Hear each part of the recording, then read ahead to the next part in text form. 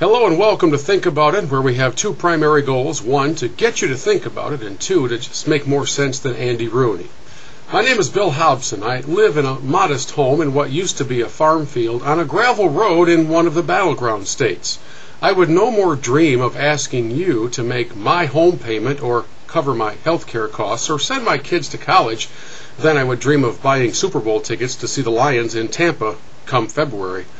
Which is why this entire financial morass that our nation is in right now makes so little sense to me. I just heard a liberal commentator say this is a perfect example of government getting involved in money. And to me, it's a frightening example of government getting involved in money. I heard another commentator say that there seemed to have been no adults in charge when all of this mess was building up. I beg to differ. There were plenty of adults in charge. In fact, since the late 80s, the banking industry has donated more than $5 billion to candidates on both sides of the political spectrum.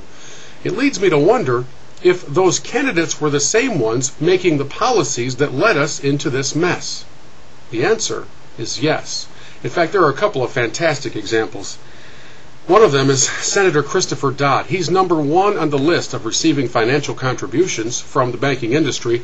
He's the guy with the hair that's so white you can view it from space. By the way, not only is he a senator, he's also the current chairman of the Senate Banking Committee.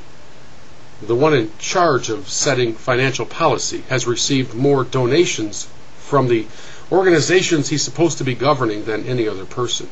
And then something really odd came along. In just 3 short years in the United States Senate, do you know who has vaulted into third place on that list of recipients of donations? A guy by the name of Obama. 3 years. The list covers everything from '89 to 2008. Yet in 3 years, he's come into the position of number 3. Now, yes, Senator John McCain is on the list, having received, I believe it's under $200,000 over all those years, and that doesn't excuse him from any of this culpability. But here's what I'd ask you to think about today. How in the world is it that you're comfortable with your elected officials scheming to fix the very same system their rules broke?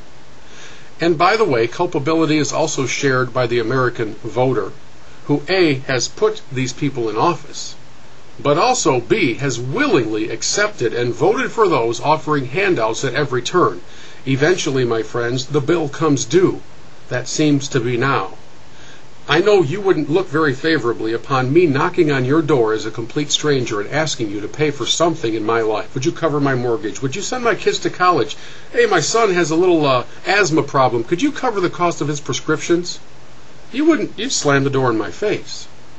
And yet, whenever a government official projects and promises the very same thing, we leap at it.